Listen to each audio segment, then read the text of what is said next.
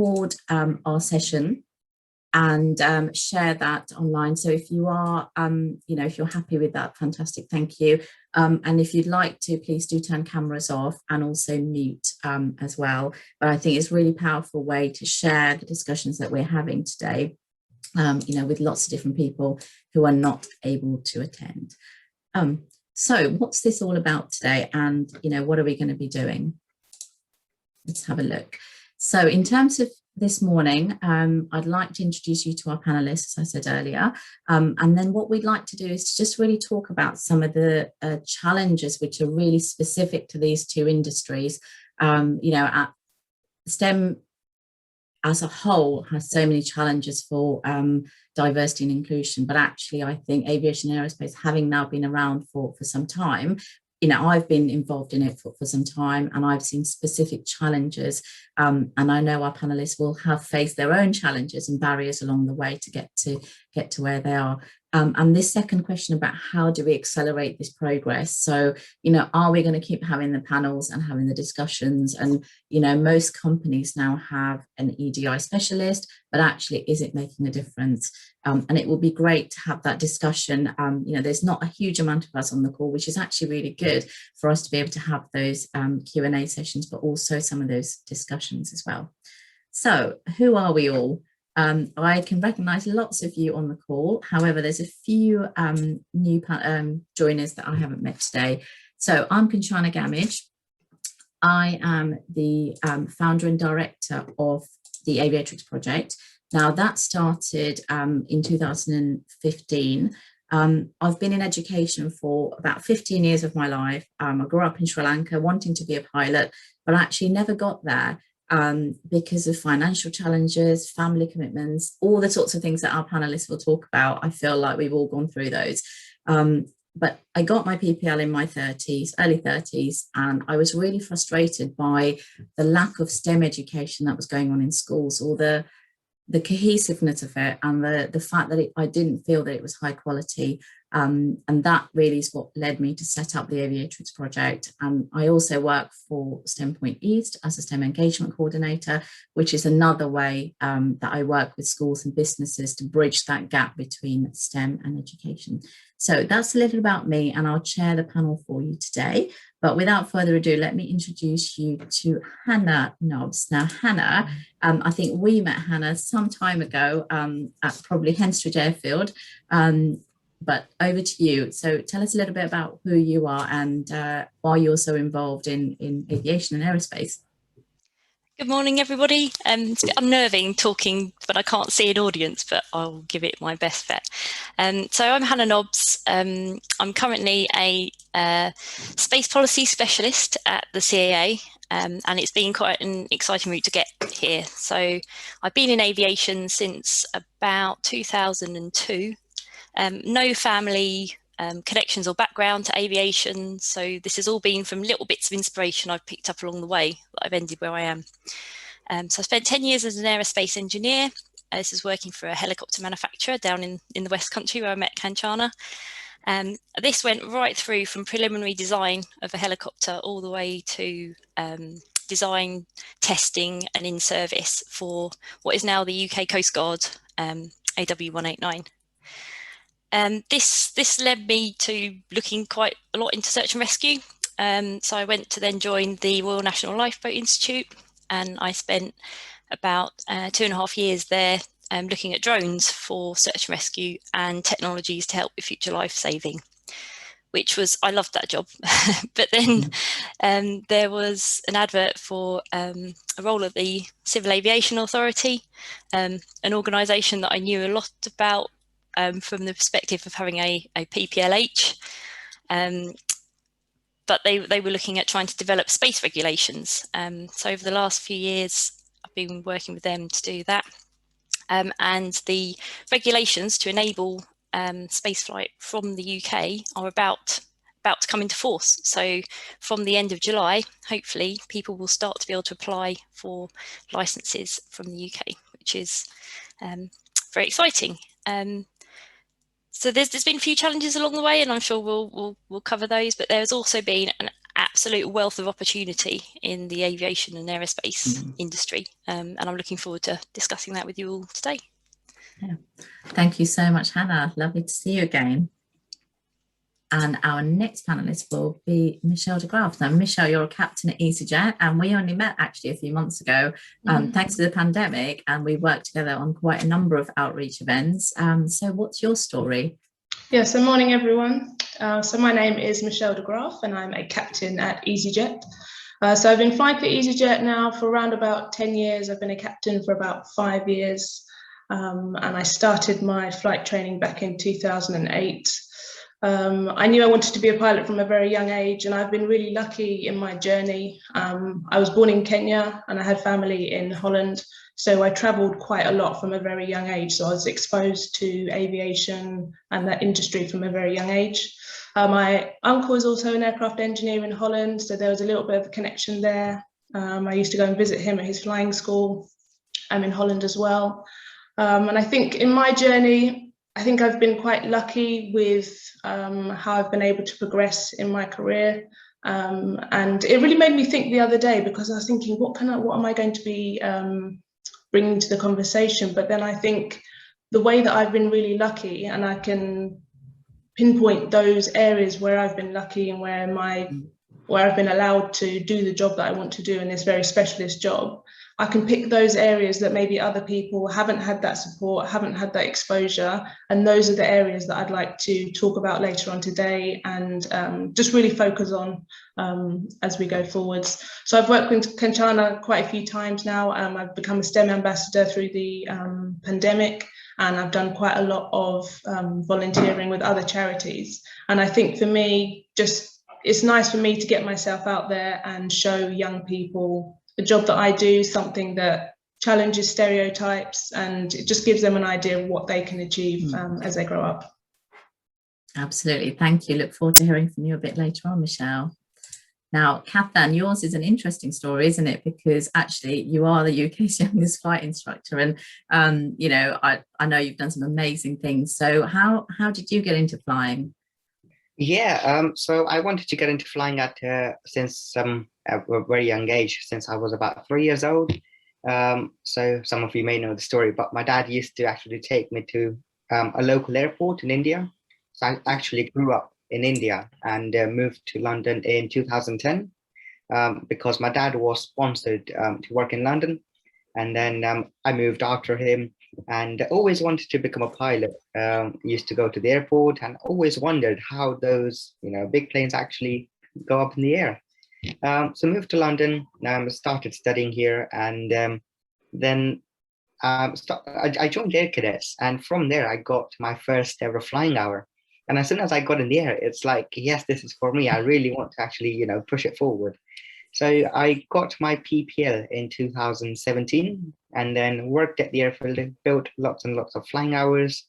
And after about 200 flight hours, I decided to get my instructor rating, became an instructor. And at the moment, I'm instructing as well as training for my commercial exams. So I think I met Kanchana at Elstree. Elstree Airfield, yes. Yeah, airfield.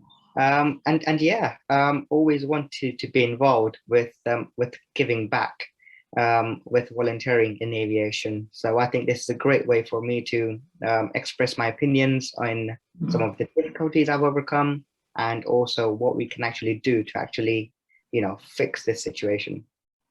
Absolutely. Well, I couldn't have said it, better myself. And Hannah, you mentioned about the slides earlier. I will be coming off the slides because I think it's much nicer to have a discussion with everybody, but just wanted to share a little bit, really. Just a very quick intro from me. These are the key themes and questions that we'll be looking at in a moment with each of our panelists. And, we said before, we've had this conversation for a really long time. And I feel like women and girls has been the sort of diversity agenda for some time. But actually it's not just about that. It's about age, it's identity, it's cultural challenges, it's family situations, it's all sorts of different things which can play into making, not ensuring that we have a diverse workforce. And role models are key. We've got 3 fantastic role models here, and about 28, 29 of you who are probably all STEM ambassadors, doing some excellent outreach work out there. But, you know, it's got to be in collaboration, hasn't it? It can't just be sort of tokenistic and a one-off. And, you know, something that I know from my career in education is that young people, children particularly, form those perceptions about careers and stereotypes very early on, around age 6 and 7. So, you know, it's really important that we are working with young people that age. And that's why I'm really passionate about the work I do with primary schools and younger, because we can actually change lives, we can change those perceptions. And, you know, I've seen, you know, over the last sort of 10 years, I've seen young people who've had those STEM aspirations at primary school at age 6, 7. They do go on to have those at 14, 15, 18, and then beyond, and then get into careers in STEM. So, you know, how do we keep that cycle going, and how do we make that happen? So I'm going to stop sharing now, and I'm going to hand over to you, Hannah, you know, to hear from you about your perceptions and experiences about the challenges you faced, but really importantly as well, how, you know, you've talked about some of the opportunities that you've had and the positives.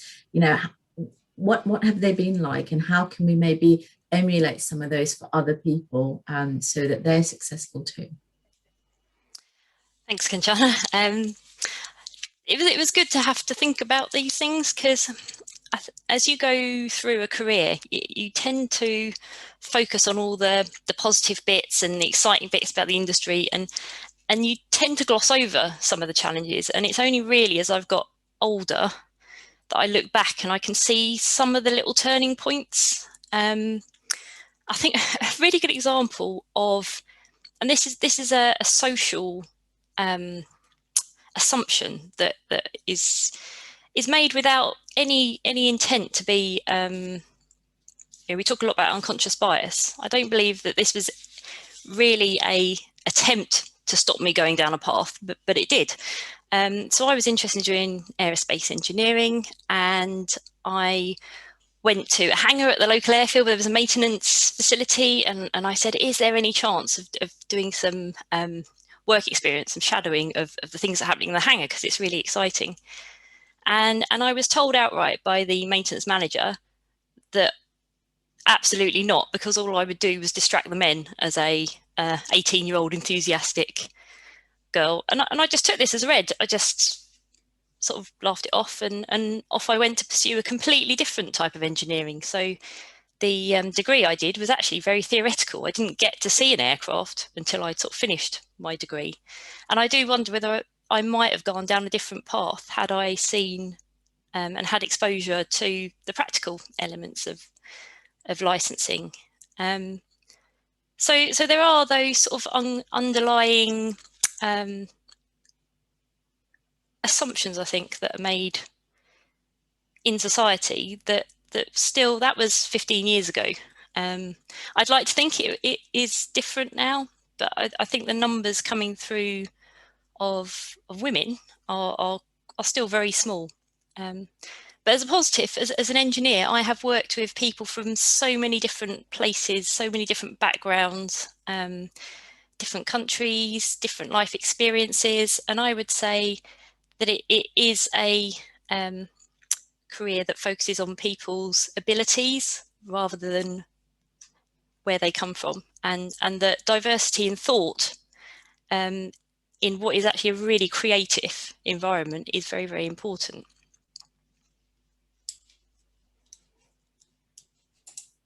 Thank you, Hannah. I think it's really important what you say about the underlying sort of social challenges, and, you know, hopefully we can pick up on some of those with some of our attendees today. Michelle, shall we come to you? I mean, what has been your experience in terms of some of the challenges that you faced? But also, you talked a lot about earlier, you know, you alluded to the fact that you've had opportunities and it's been a really positive experience for you. So what's it been like for you? Yeah, that's right. For me, it's been very positive. I mean, I decided I wanted to be a pilot when I was maybe 13 or 14, and at no point did I feel like there was a barrier to me becoming a pilot. You know, yes, there weren't many female pilots, but for me, that wasn't ever a thing. That was just normal, but that was never a barrier for me not to become a pilot.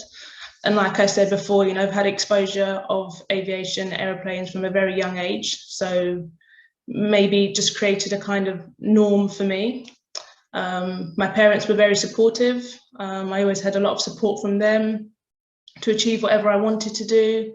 And also financially, that was never really an issue for me. So all of those steps, you know, leading to where I am today, has just been a very positive experience. I'd say the one thing that really stands out was when I was becoming a captain, so around about 5 years ago. And I could really feel within myself that, oh, how are people going to take to me becoming a captain? Because, you know, everybody has this idea of a 6-foot white male captain, and then I'm completely the opposite. So it's like in those situations where I need to deal with passengers or I need to deal with engineers, are they gonna take me seriously? And for quite a few months before I became a captain, that was a real barrier for me. But I knew deep down, I knew that, you know, everyone else thought I was good enough to become a pilot, and I'd passed all the tests required. So there was part of me that knew I could do it, and it was just something I'd have to overcome with time and with experience. And now when I think about passengers, and, you know, if there's ever a problem, or if I ever need to speak to an engineer, or if there's ever an engineer that decides they want to speak to the first officer before coming to me, that's fine. You know what? I'll let them talk to the first officer, then we'll just remind them that maybe they need to bring the conversation back to the captain. And normally the first officer says, I've got no idea, why don't you speak to the captain? And that's always quite nice that we get support from our other colleagues as well. But I think, and sometimes it's difficult for me to really grasp the disadvantages that some other people have had. Yeah, I can understand them, but I can't really fully comprehend them because that's not been my experience at all. But then I have to appreciate all of those stepping stones that I've had. Some people don't have them. And that's why when I'm speaking to younger people, I really have to appreciate those differences in our experiences and how I can help them. So for me, talking to young people, talking to people here today and just showing them my story, it just gives them a little bit of hope that they can achieve, and there are those opportunities out there. There are people that look like them. There are people that look like me doing this job. So it's not unachievable. Now, it's really important what you just said, Michelle, about, you know, you can't be what you don't see. And it's a cliche almost, isn't it? You know, it's in films and it's everywhere, but actually it's so true. And it certainly was the case for me that, you know, when, you know, Hannah, you alluded to it earlier, that had there been maybe more visible role models, maybe you might have gone down a slightly different path. And I thought it was really interesting to invite you to come on the panel, actually, because there is an assumption that if you are a woman or if you're from a, you know, ethnic minority background, etc., that, yeah, you're automatically disadvantaged, right? You're not gonna, you know, it's gonna be so hard. But actually your case has been different. You're an outlier, as it were. So I think it's really important to hear your story as well, and for you to identify some of those challenges and pass that on, pass sort of the good practice and the solutions on to people that, you know, you come across. And certainly the outreach work we've done together, there's been young people who have been very impressed with, you know, what you've achieved, given the assumption about some of the challenges maybe you faced. Okay, we'll come back to you in a moment. Is there anything you want to add, Michelle, before you hear? Well, I was just going to say that I think when I was younger, you know, so I studied chemistry at university, and that's a very male-dominated subject, but for me that was never a problem. When I came into flying school, again, male-dominated, and for me that was just the norm. That was just, I went into the classroom, everyone else was a guy, fine. I think maybe as I've got older, I've become more and more aware of that, and I think maybe subconsciously that's been a little barrier for me, maybe getting into training or getting into management, and I feel that those barriers are maybe, I'm more aware of them now as I'm getting older. So I think for me, maybe the challenges might come slightly later on in my career than they did earlier on, but I think that's another thing to highlight, that people go through these barriers and these challenges at different stages in their career. That's a really interesting point actually to make, isn't it? Because it could come up when you go for promotions and things like that as well. Thank you, Michelle. How about you, Kathan? What's been your experience in terms of some of the challenges and the solutions that you found to those? Yeah, so some of the challenges I've faced is actually very similar to Michelle. As she said, when she was upgrading to, getting her command, um, thinking not people may not take her seriously. So me being the youngest, instructor, as Michelle said, when you see an instructor, expect someone in, late 40s, in just, a person that has basically an outline of an instructor. So you wouldn't see a young 20-year-old being an instructor telling you what to do, especially whilst flying.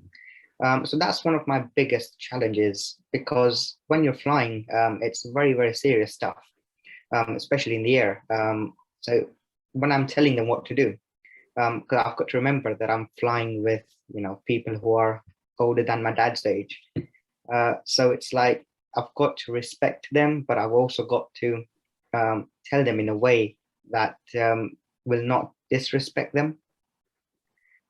So yeah, I think age has been one of my biggest challenges in terms of aviation. But yeah, as Hannah and Michelle said, that aviation is such a it's a positive industry. You're always welcome to do things. There's so many opportunities out there. But there are always, certain challenges that certain people have to go through, such as, age in my case. And yeah, I think that's one of the biggest challenges. And I think, as aviation is reached out to more young people, as you're yourself is, reaching out to primary schools, and we're getting more and more young people into aviation. I think it is getting a point where someone, talking aviation, someone in a teenager talking aviation will not actually, it's not like a panic attack to someone. So they will actually believe in them. Yeah, and I mean, the conversations that you and I have had, Kathan, at various times at Elstree Airfield has been often about, some fantastic sort of positive role models that you've had who've mentored you and supported you and guided you through the opportunities and scholarships and that kind of thing. And I think that's really powerful as well. And I'm sure, Hannah, you can talk about scholarships as well, because, that's another way, both of us have had scholarships, really, which have supported us. Hannah, I'm going to come back to you. Thank you, Kathan. I'll come back to you in a moment. I've got some questions for you. You said about some of the underlying social, I guess maybe stereotypes, if that's the right word.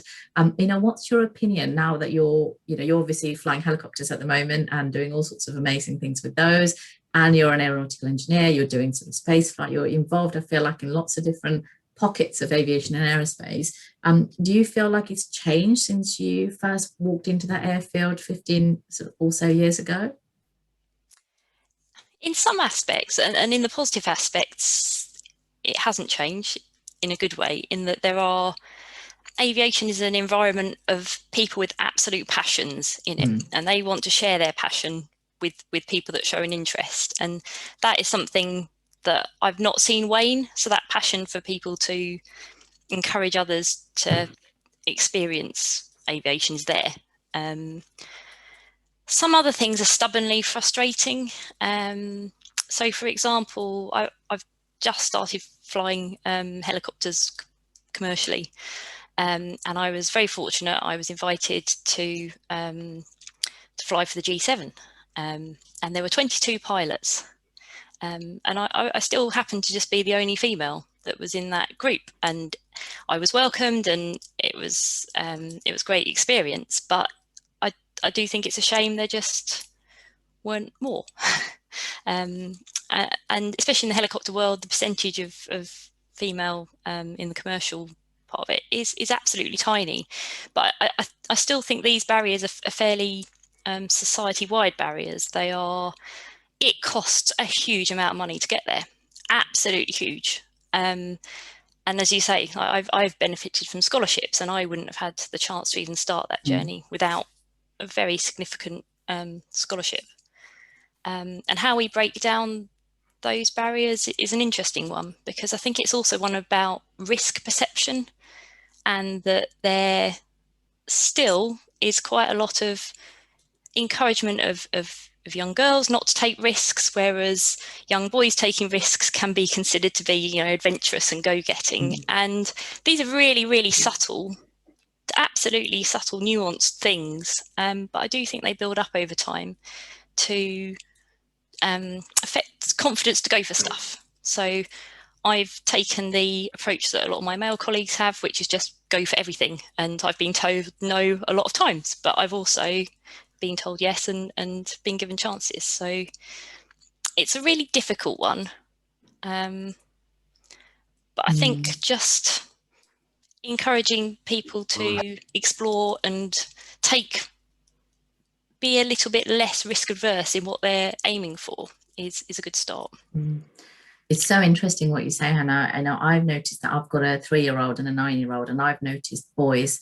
I've noticed being in the playground just even yesterday, you know, the way that parents actually react and act with young children in playgrounds where there are sort of high climbing frames, that kind of thing. I have definitely noticed as a mum the difference in the way that people perceive that risk and actually let people have those adventures, young people have those adventures, and that might be a tiny thing, but then, you know, it's that translating into other areas of life, as you're saying, you know, into school, into other things, etc. Just really quick on that, and that's not just physical risk, it's financial risk as well. You know, it can be seen to be very selfish to put the amount of money you need to invest in flight training, and I think that is something that is a barrier for people.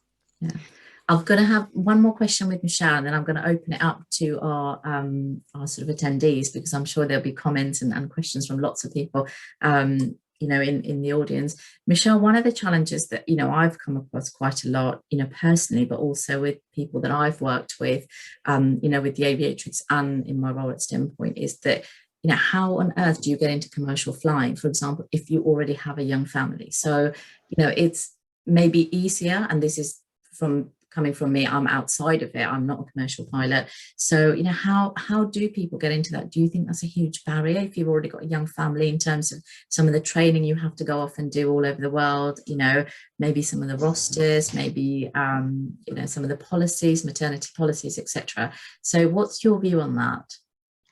Yeah, I think all of those things are a barrier to getting into flying.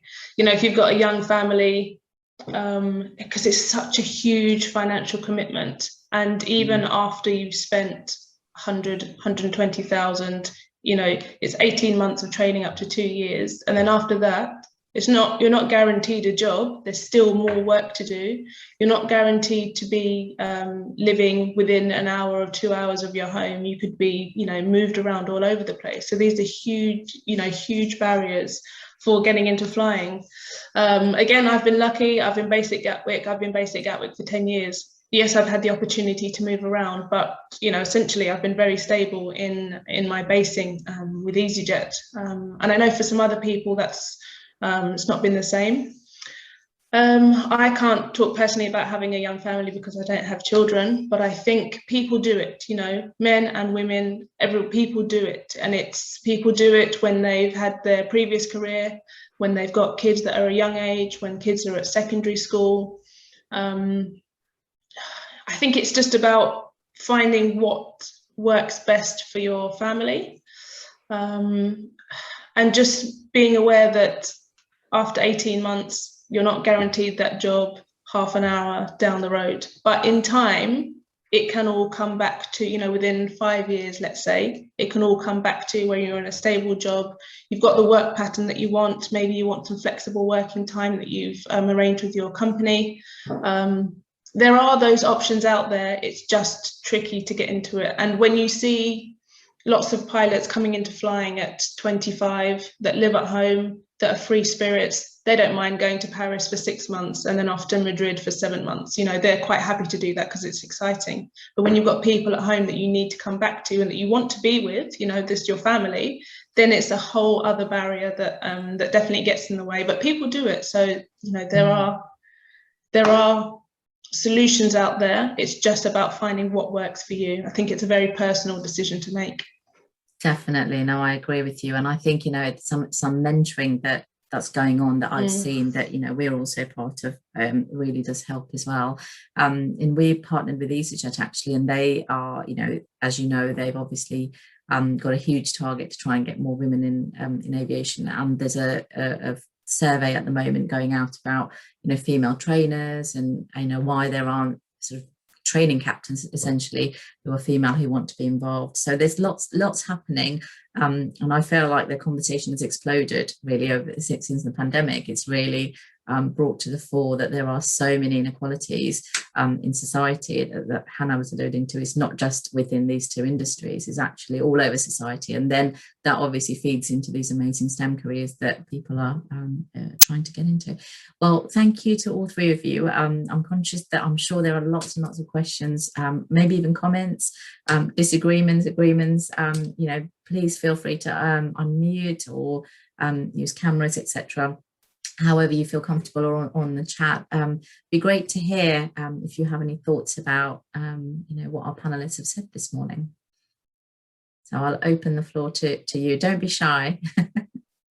There's lots of fantastic people who are all involved in aviation and aerospace, so it'd be really good to hear from you.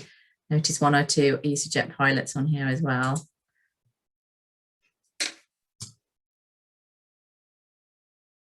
Everybody's gone quiet today. Are there any comments about what either Kathan, Michelle or Hannah have said? I think obviously they've talked a little bit about, you know, some of the challenges in society and you know, age-wise, you know, some of the issues as women. Amanda's just put a question up here. Have we measured any differences that have occurred over the past 10 years or so? Do you mean in terms of sort of take up, Amanda, or I guess engagement? Yeah, really engagement. You know, has anybody seen any differences over the past 2 decades, 1 decade? Has it ever been measured? Or, you know, have we seen what percentage increase of women coming to become pilots or within the aviation industry?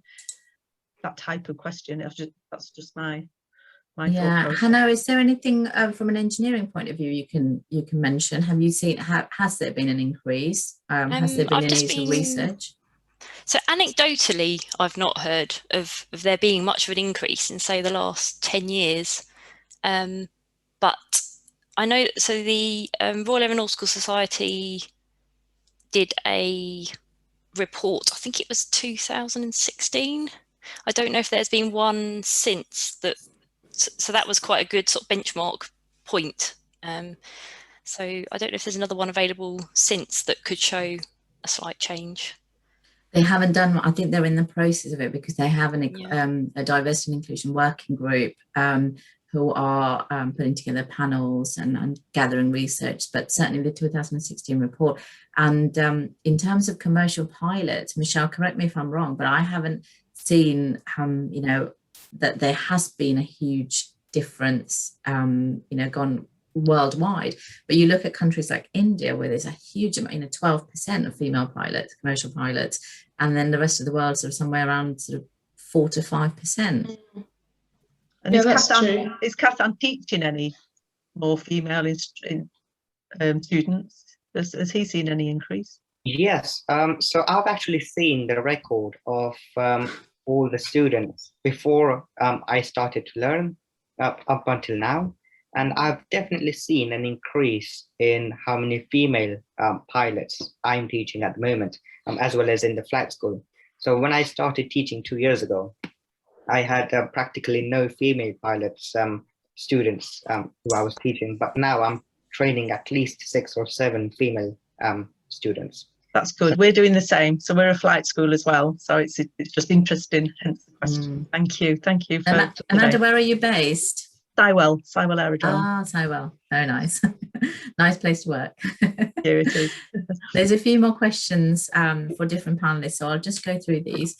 There's one from Lily really about, you know, and this is the age-old question. I think, Michael, I'll come on to you as well. I've seen you there. Thank you. We'll go to Lily's first. So Lily's talking about sort of the financial barriers and, you know, what can we do now to try and knock down the financial barriers in the industry that people from a low income background face so that a career as a pilot is within reach? Now, if I had an answer to that, Lily. Yeah. I mean, What can we scholarships do? are absolutely amazing, but they do tend to appear when the aviation industry is on the up. So we've just been through a really difficult period in the aviation industry, but that does mean that now hopefully the cycle is going to be back on the up, and we are seeing, so Bristow have just announced a I sort of call it zero to hero, but from no experience all the way through to, I don't know if it's guaranteed employment, but at least being ready for employment, which is the first I've seen for a few years. So there are the scholarships and things out there, or sponsorships, I should say, but they are far and few between. I think the cost is the cost. That's something. It's an incredibly expensive thing to do, with a lot of things being done with simulation that can reduce the cost. So that can be a benefit. But I think it's also just, people can be really, really impatient when you leave school. You're like, I want to be a pilot. I'm going to be a pilot in a year. And actually it can take a really, really long time. And that's not necessarily a detriment, because if you keep going and you've got something in mind that you want to get to, you do other things along the way, and it all contributes to your overall employability as a person. So if these things don't happen in the first 1-2 years after leaving education, that shouldn't be seen as a failure. It's something that's a path. Yeah, no, I agree, Hannah. It's so important, and the scholarships and bursaries out there. There's so many. You know, that's a great start, isn't it? And I know it's taken you did some flying training. You took a bit of a gap and did it. And Kath, I know you've been mentored and supported along the way. It took me till sort of 31 to get my PPL, and I wanted to do it since I was 4. Not that PPL is as expensive as commercial, but it depends on life circumstances. So I think, you're right about sort of maybe what I know people who are working in other industries and saving up to do the career that they want to do a little bit later on.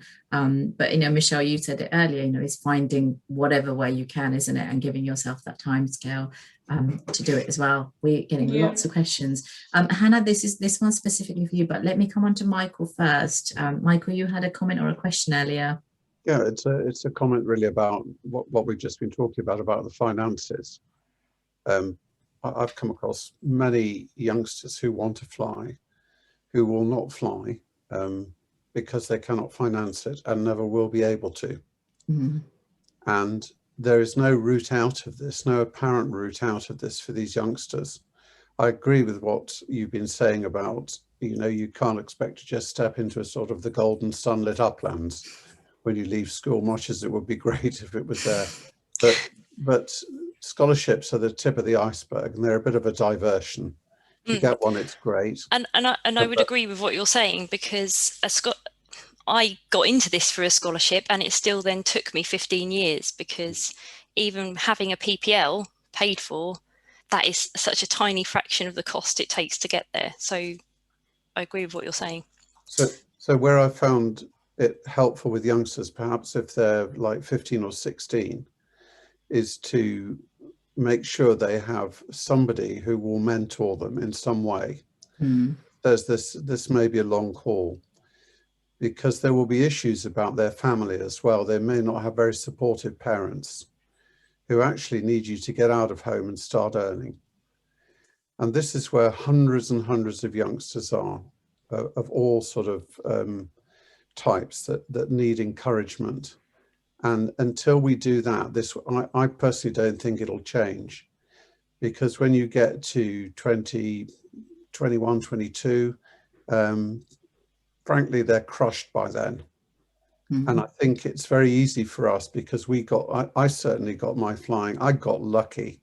I had a dad who was a doctor. I had no idea whatsoever how lucky and privileged I was to be able to learn to fly. So some bridge to help the youngsters build enough self-esteem, enough self-assurance to say, okay, I may go and work in engineering. I may go and work as an ops person. I may even go and work in the cafe, would be really good.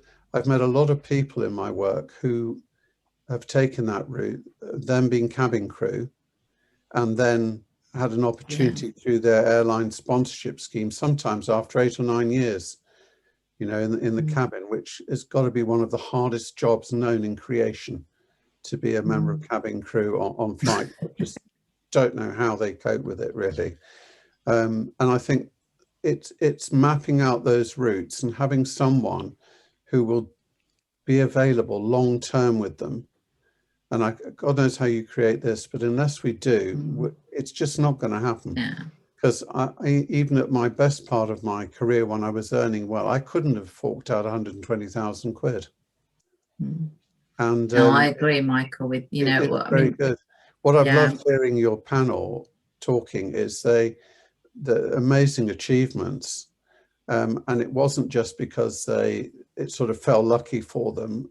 It's also because to get to this bit of being a pilot, you have to work damn hard. So it's not a question of saying you were lucky you had the money, because I know how hard you have to work to get to be a captain or to be a flight instructor. There's that side of it as well. So it's a complex thing, but I do believe unless the mentoring of the youngster is there, particularly when families may not understand. I mean, it's bad enough when, you know, I remember my kids going to university and the tuition fees were 9,000 quid a year, and thinking, what the hell am I going to do about this? You know, and now, anyway, I've rambled enough. You get what I mean. I think there's work to do. If you produced a sheet, Kamchana, that said, I've met a student who's 15-year-old, what can I do to help them most realize their potential?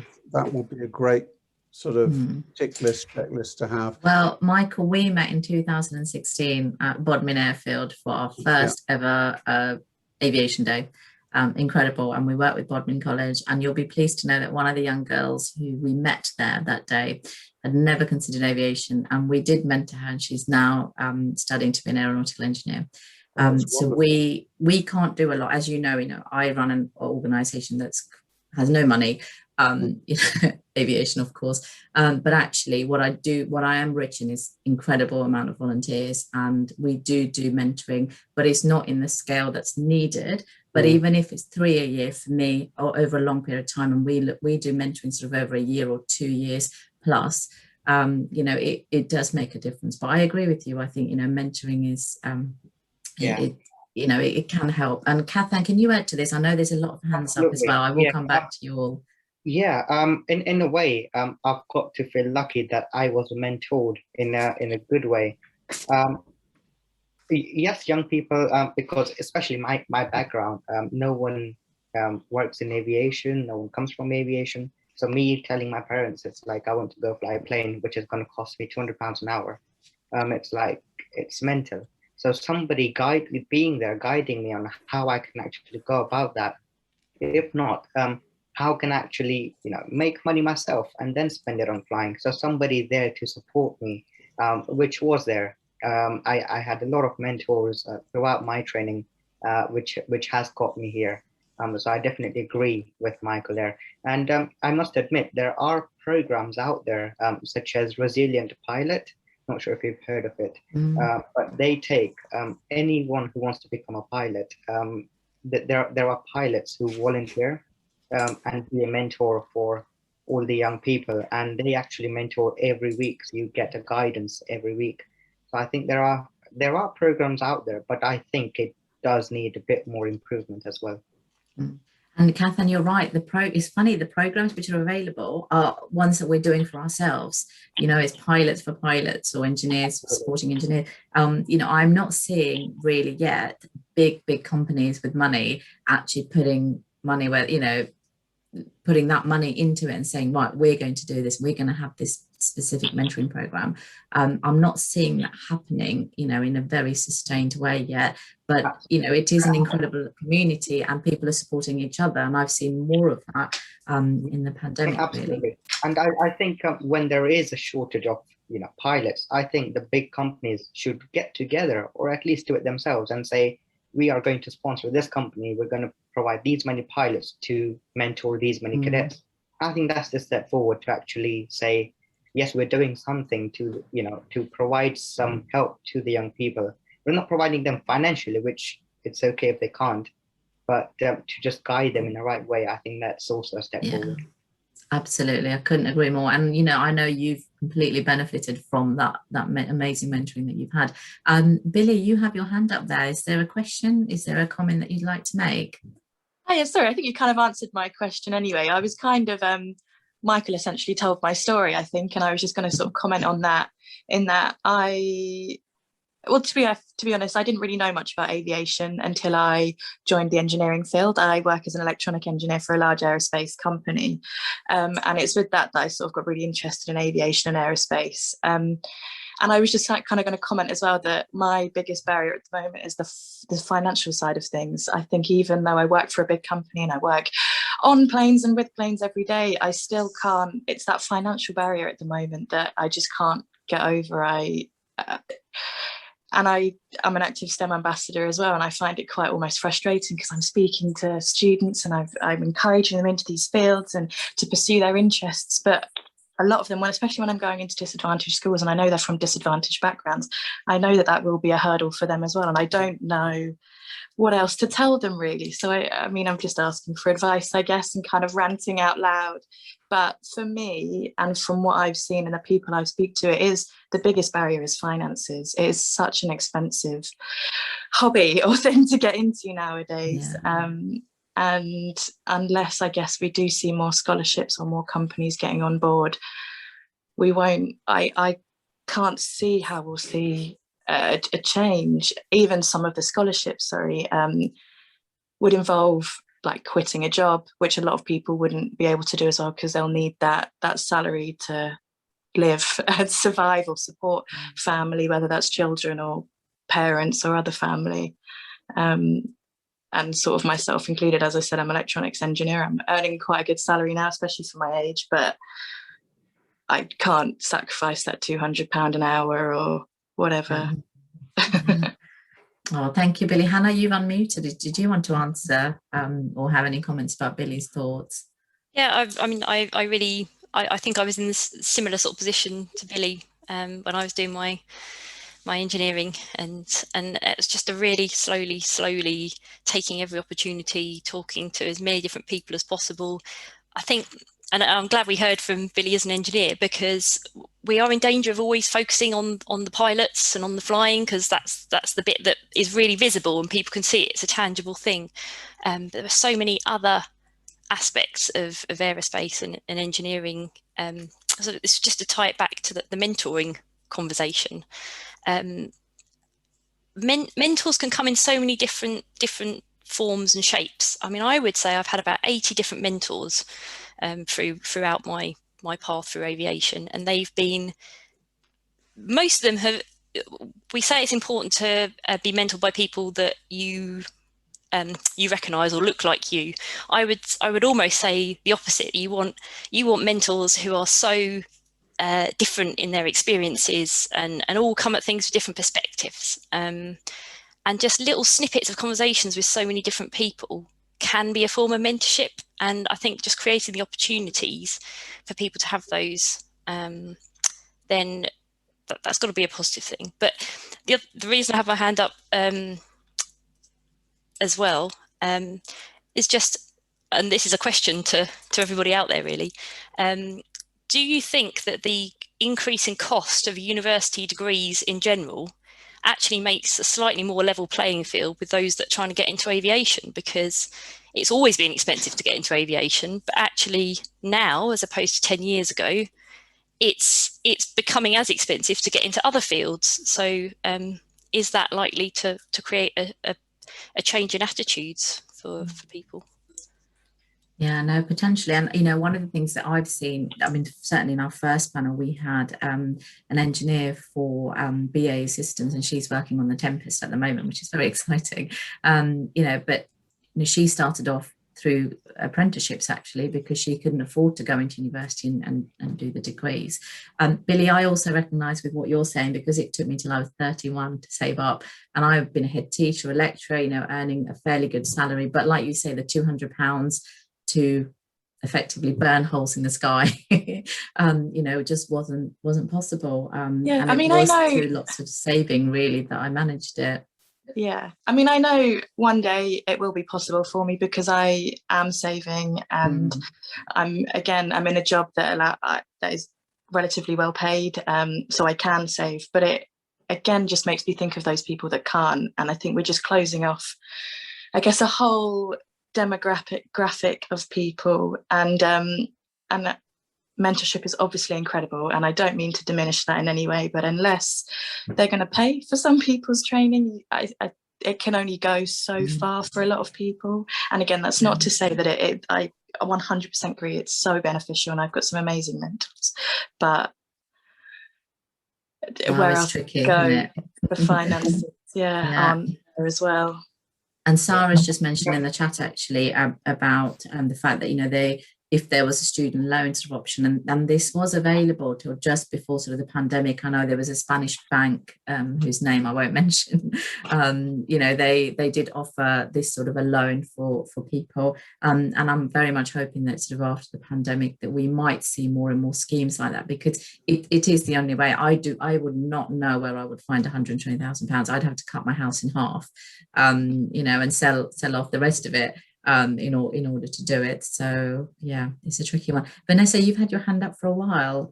Is there a question that you'd like to ask? Hiya, good morning, everybody. Thank you so much for having me.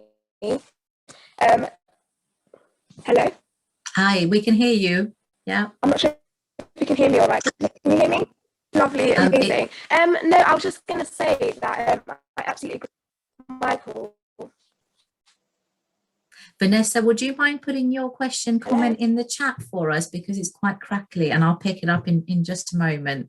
Thank you. Yeah, that might be better. Yeah, the connection's a bit rough. Great, thank you.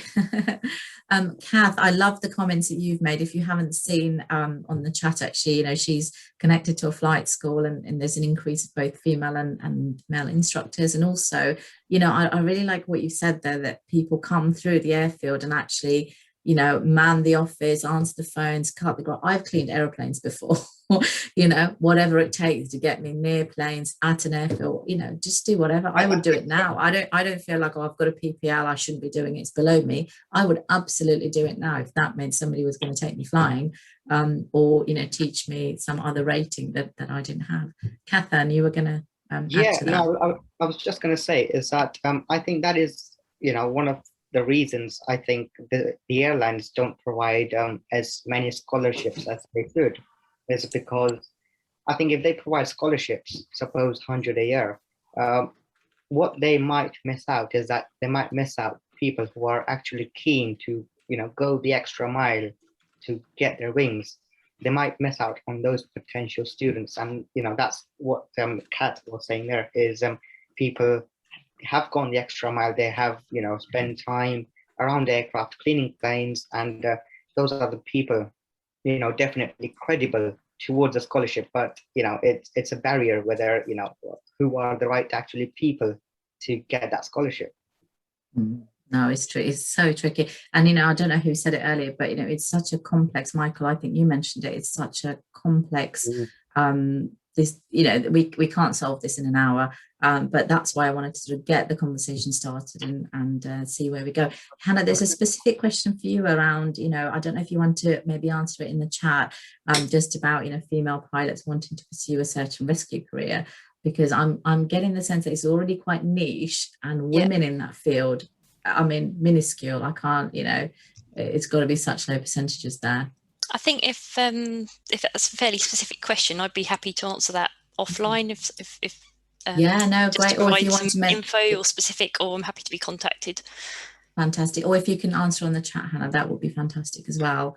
You know, we've got Rosalie, who's made a really interesting comment really about comparing university and flight training. You know, I do think that it is quite tricky to compare the two. You know, with flight training, you know, what Rosalie's saying is that you've got to pay all of that up front, and, you know, remortgaging and things, and, you know, there's so many elements to that. But I do like the sort of the loans that I know when I was looking maybe 10 years ago that were available. I think they were even available sort of 4 or 5 years ago. But I know coming up to the pandemic, that really did put a stop to that.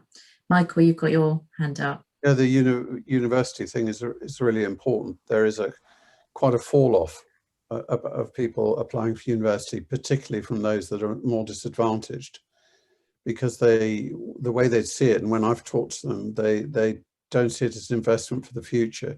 They say, I'll have a debt of £10,000, probably at least £40,000 to £50,000, and then I'm going to try and get a mortgage, and then, you know, flight training is out of the question.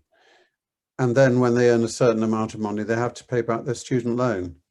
So it is very complex here, what's happening, because again, the airlines like people who've got degrees. So there's a lot. I just agree with what your person, Kath, has just written in your chat thing. It'd just be very good if you could, the Aviatrix could say, you find a youngster who's got keen at aviation, just give me 5 things what would be really good to do to inspire them, encourage them, and not lose hope, irrespective of their advantage or disadvantage. That would be really worthwhile, Kanchana. No, thank you, Michael. I'd love to catch up with you offline as well. Maybe we can email and book a call and have a chat. I'm very, very conscious of the time. It's taken us up to the hour. I feel like we could carry on, grab a tea and carry on for a few more hours about this, and I'd love to run another panel discussion. It was great to see so many of you. Hannah, Michelle and Kathleen, is there anything you'd like to add as closing remarks before we finish today? I think for me, it's just let's all focus on the things that we can control. So if we can all go out there and, you know, reach out to one young person, mentor one young person, just give them a few tools for their education, for their career. You know, the finances are the finances. Unfortunately, that's not going to change now, so we can't control that. So let's try and do something that we can control and just, you know, keep doing the outreach that hopefully all of us are doing already. Very true, Michelle. Thank you. Hannah and Kathleen, anything you want to add? No, yeah, I would just agree with Michelle that now with people who have earned their wings, it's time to give back to the people who want to achieve their wings. So yeah, whatever we can do to help them, we must do that. Definitely. Well, thank you all 3 of you, Michelle, Hannah and Kathleen. It's been a pleasure anyway for the last few years working with you, and it's been a pleasure this morning. And you know, very, very much appreciate your preparation and your time, and to everyone for your comments, your questions, your thoughts as well. And just the fact that you're here means that, you know, we want to make a difference and support lots of different people from different backgrounds into these 2 incredible industries. So thank you very much, everybody. And I hope to see you again at our next discussion. Thank you again, Kathleen, Hannah and Michelle. You're welcome. Thank you for joining us, everybody. Thanks all. And have a good weekend. And you. Bye-bye.